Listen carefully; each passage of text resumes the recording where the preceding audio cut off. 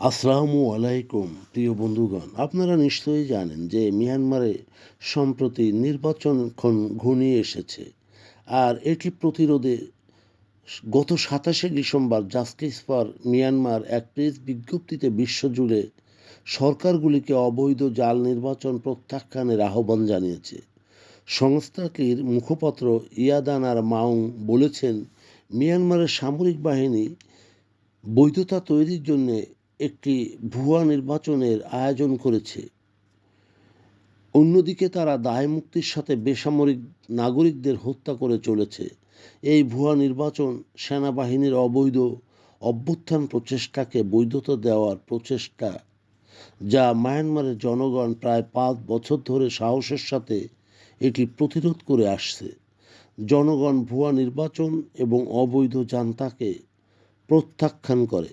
এই ভুয়া নির্বাচনে সমর্থনকারী দেশ, ভুয়া নির্বাচনে পর্যবেক্ষক পাঠানো দেশগুলি চীন, রাশিয়া, বেলারুশ, ভিয়েতনাম, যারা সামরিক বাহিনীর সাথে অস্ত্র বিক্রি সহ ব্যবসায়িক লেনদেনে স্বার্থ রয়েছে। তারা জান্তার সন্ত্রাসী অভিযান টিকিয়ে রেখেছে এবং আন্তর্জাতিক অপরাধ সহায়তা ও মদত দিচ্ছে।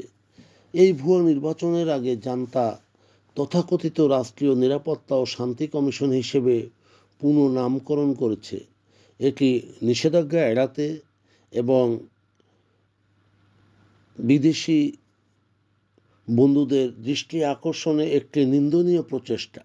নাম বদলানো সত্ত্বেও এটি সামরিক বাহিনীর ব্যক্তিদের দ্বারা পরিচালিত।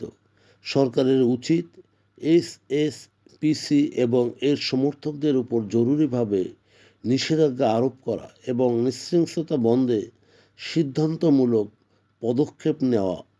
অকথ্য ভয়াবহতার মধ্যে মিয়ানমারের জনগণের সাহস অটুট রয়েছে।